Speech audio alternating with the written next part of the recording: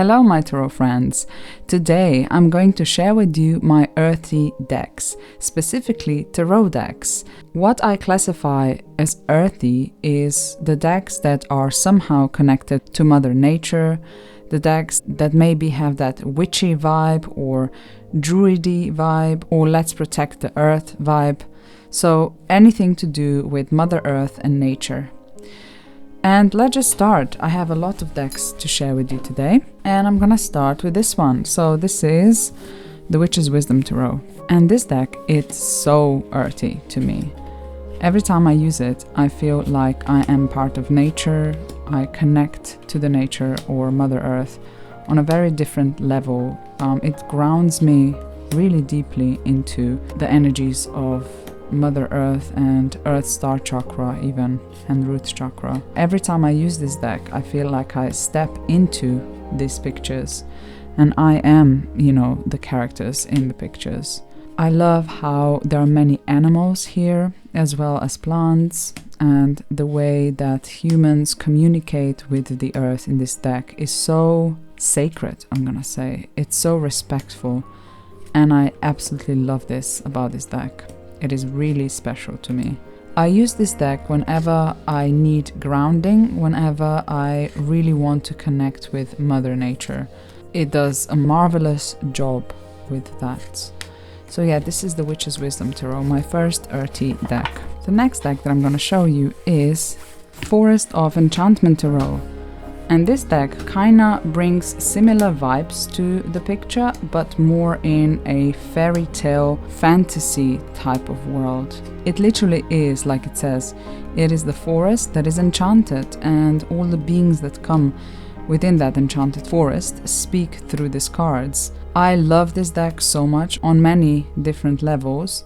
I think it is a great deck to work for inner child work, even for shadow work, well, which often stems from childhood anyway, but I feel this deck is much deeper than it might appear on the surface. That's what I'm gonna say.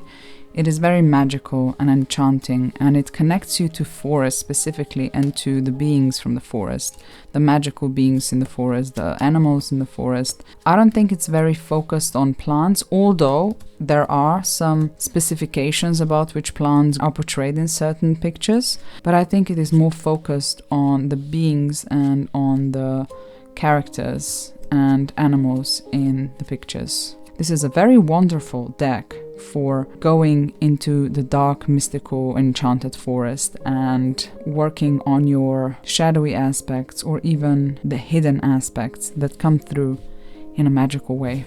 Does that make any sense? I hope so. The next deck that I'm going to share with you is a deck that I never use, and I am very upset about it, but I tried really hard to read with this deck. And I just can't. It's really weird. It's beautiful, it's wonderful, it shuffles like a dream. Let me just show you, because I just have to show you.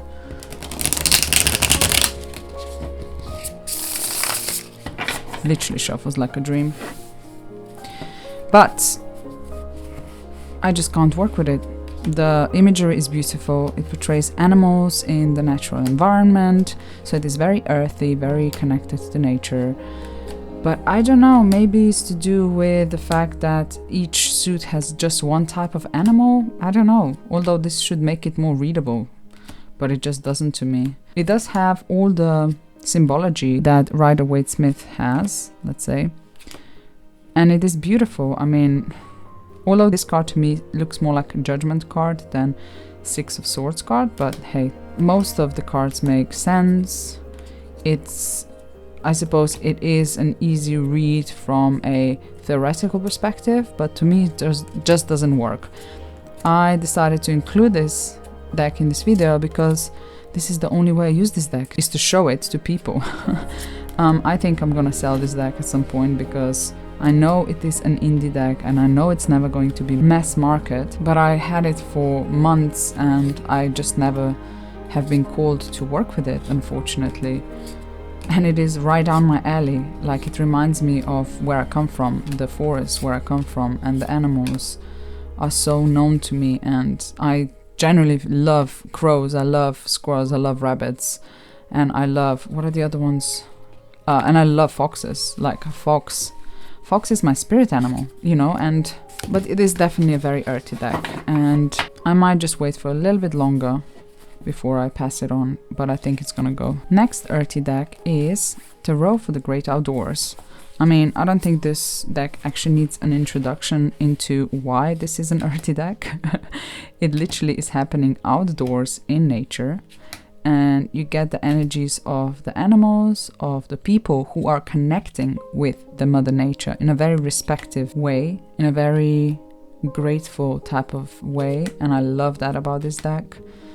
It talks about leaving no trace, so we see this L and T signs in some pictures, which means, you know, to be respectful and to clean after yourself and to be mindful of certain animals or plants or an environment in general. So yeah, this is a very earthy deck. It is not witchy, but it is earthy. It has to do with Mother Nature and our role within it, you know, and showing an example of how humans should be with Mother Earth, how we can look after it in a more respectful and beautiful way. So this is Tarot for the Great Outdoors. Next we have Landscapes Tarot, and once again, the title itself says it all. It is a tarot deck that shows different landscapes in nature, and on every single picture you will have an animal and a landscape, and it's very airy, like it's very spacious. It gives you space literally to look maybe at the situation from a faraway perspective. I think it is a very non-busy deck that gives you a new perspective on your life or on your question. Most of the landscapes are the outdoors in the nature, like this one has a wall here, but most of them don't have any man-made things on the cards, which I absolutely love. This is a deck that is very gentle and very, like here you have a house, right? But at the front we have, the focus is on these two otters here and the water, and it's just so beautiful. It is another of those decks where if you are looking for details, these cards definitely will not give you that. They will give you a bigger picture on your situation, basically. So yeah, this deck is very, very pretty and very gentle and very focused on Mother Nature and its natural inhabitants. The next deck that I'm going to show you is the New Era Elements Tarot, and I'm showing this deck because maybe on the first ball you wouldn't think that it is an earthy deck because it has a lot of people in it, but it points out our relationship with Mother Earth and what we are doing to it, to the ecosystems and animals and plants, and how it's affecting us. Because of that, I put it in my earthy decks as well, because it is trying to give us a message to take care of our earth. You'll see there's a lot of landscapes and animals in this deck as well, but it is showing our relationship to the earth as well. Like in a lot of pictures you'll see that. Or it's gonna show, see here we have a wild cat that should not be in a cage, should it? So this is the human effect on the natural world. But yeah, it is absolutely beautiful and very direct. It's very earthy in a sense where it gives you the messages that are very graspable, if that's a word. Like it won't give you the answers that are all up in the air. It will give you the answers that you can grasp, you know, like physically grasp. I'm not sure if I'm explaining this well, but yeah, I love this deck so much. It is one of my favorite decks to read for other people. Next we have the Vision Quest Tarot. Now this deck is also super connected to Mother Earth. I feel the messages in the little white guidebook are one of the best messages that I've ever read in tarot guidebooks ever. But the pictures themselves, there's just something so earthy about them. Just makes you feel like you're part of this planet, like we are, and it helps you to ground yourself and to receive messages from Mother Earth and to listen to her, you know, to listen to her, to listen to the environment. It kind of makes you step outside on the grass with your bare feet and feel the energies, and then your intuition kicks in and the messages come through. This is the vibe of this deck for me. for me personally, of course. It is a deck that shows relationship between humans and earth. It is not just, nature, but to me it is a very earthy deck. So yeah, this is the Vision Quest Tarot, one of my favorite decks as well. Next here I have the Wheel of Change Tarot. Now this deck has so many layers, and I feel the research done behind this deck is immense. The author, whose name I'm gonna write here, it's Alexandra G something, I forgot, put a lot of research into researching the history of humans, I'm gonna say, and the science, and everything is here, and spirituality and spiritual practices from around the world, and it is just so amazing, this deck. And it stems from love. It stems from the point that we are all connected and we all affect each other, and that every action has a reaction if we see it or not, and that it affects the environment and everyone in the environment, which is also us, and animals and plants and everything, and it's just so beautiful. It is watercolor as well, which I absolutely love. For example, this Six of Wands is a very different card here. As you can see, it has a very different message, and yes, the messages are a little bit different than Rider-Waite-Smith. They're more numerological and elemental, but I love that about this deck so much, actually. She explains everything so well in the book. I feel this deck can be used just straight from the box. It can, especially if you are good at using your intuition. But I would really suggest to everyone who have this deck, if you don't have the guidebook yet, go and get it. It comes in the Kindle version as well, and that's very affordable. I think it was £5 or something like that. So yeah, definitely suggest, if you have a Kindle or an e-reader, to get that version, because it just adds so much depth into this deck. In the guidebook you would get like 3, 4, 5 pages on each card, and it goes in deep depth. I love this moon card. Isn't this amazing? See the blood here? And the dragonfly here coming through? Because dragonfly, they come from water as well. There's just so much depth in this cards. It's incredible. There's so much pagan teachings in this as well. You wouldn't think it when you look at it at first, but there's a lot. Like, it's oriented around the Wheel of the Year. So, like, you can see it here even. And yeah, it's just incredible. I really suggest this deck to anyone who is into that stuff, who is into pagan, witchy, environmental, we are all connected type of things, It's absolutely beautiful, and the backs are just gorgeous as well, don't you think? Next, we have Tarot of the Witch's Garden. Another very witchy and earthy deck. We have a mix of energies, of elementals, fae, fairy tale-y energies, earth, animals, plants. I think it's a very good mixture of all those energies. It's not just focused on one aspect of witchcraft, but on everything. And I mean, it makes sense. It's called Tarot of the Witch's Garden, so. And one thing that I love about this deck is that it is diverse in so many different ways. And that's one thing that I really miss in a lot of witchy type of decks. This is the deck that shows that it is possible, folks, to create a witchy deck that has different types of people in it, that has people of different races, of different ages, of different sizes, of different abilities, of different religions. See, here we have an amputee, and yeah, it's just absolutely amazing. And linen cardstock makes it even better. So this is Tarot of the Witch's Garden, a very witchy, down-to-earth, pagan-y, diverse deck that I absolutely adore. Here we have another of my favorite tarot decks, and this is the Wildwood Tarot. And this is actually a deck that I'm working with this whole month. It is my primal deck. I try to do readings just with this deck, and oh my gosh, it is so deep. It is so deep. It's connecting me to my ancestors. I have a lot of Celtic DNA, if that's a thing. Like, I did a test, and like a huge portion of it comes from the British Isles and Northern Europe, which I was very surprised about, because the rest of it comes from very different parts of the world.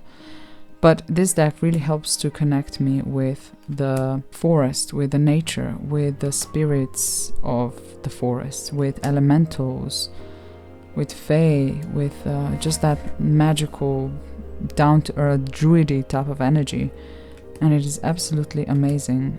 I think it is set in the UK.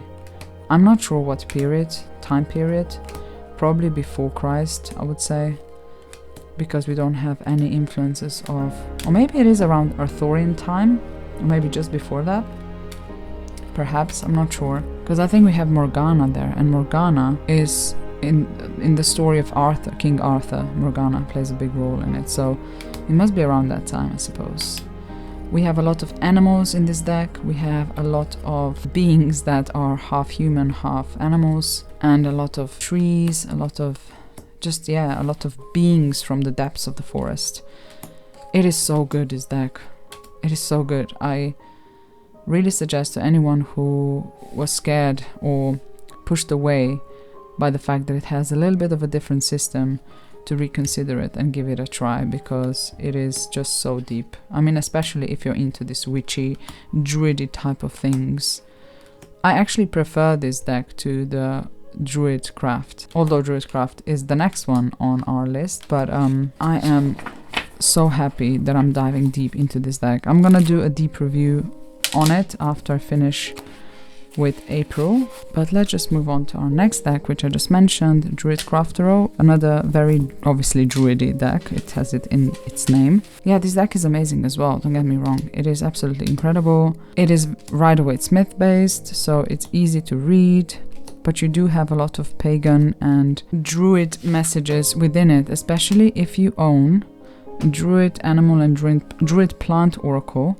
You could look up the plants and animals that you see in these cards and also in the Wildwood Tarot and get a deeper meaning into each card. And also the moon phases for sure have a meaning here as well. So this deck is just very easy to read, and if you're familiar with the Rider-Waite-Smith, you will love it, especially if you're into druid nature oriented themes. Oh, I love this Ace of Cups so much. It's beautiful, isn't it? Wow, overflowing with love and water and new emotion. And salmon here, which, yeah, if you look into in the Wildwood Tarot, salmon is the queen of water and talks about intuition and sacrifice, which is very interesting. But also we know that salmon has to do with wisdom, eating the hazelnuts. I don't want to go too deep into it, but this is another deck that is very earthy to me. We are at the end. This is my last deck and one of my most treasured decks, and it is the Herbcrafters Tarot. This deck always finds a way into my playlists. Yeah, I mean, it goes without saying, right? It's plants and herb crafting with the plants. So it talks about the environment, the role of these plants in the environment, but also our relationship with these plants and what the plants can offer to us and what we can offer to the plants and how we can work with them in a sustainable, respectful way. And I absolutely love the artwork in this deck. It has so much symbology in each card. You wouldn't think of, like, you would look at the card and you would think, oh, this is a nice setting, it's very pretty, and you think it might be random, but it isn't. Every little thing means something. And if you want to explore this deck in the depth, you can check out my deep dive into this deck, where every week I look into specific cards. So 1s, 2s, 3s. So I've been through almost all the majors now. Today I'm going to film the last one of the court cards, the curanderas, and then we're gonna go into the majors. So basically the minors are gonna all be done. Feel free to join our journey through this deep dive. It has been eye-opening to me. I have learned so much more about tarot that I've known before. I've managed to connect the meanings of each card to chakra systems, to the Rider-Waite-Smith symbolism, even to thought symbolism, which was surprising to me. But anyway, as you can see, it is very earthy, down-to-earth, connected. It is just basically my favorite deck of all of them. If I was in a situation where I could only take one deck, this would be the deck that I would take with me. So these were all my earthy tarot decks. What do you think of them? Do you have any of these decks in your tarot family? Do you love decks that are connected to nature? Write in the comments below. I'm really excited to see what you think. I will share with you my earthy oracles in my next video. But until then, I hope you have a lovely time and I'll see you again soon. Bye bye.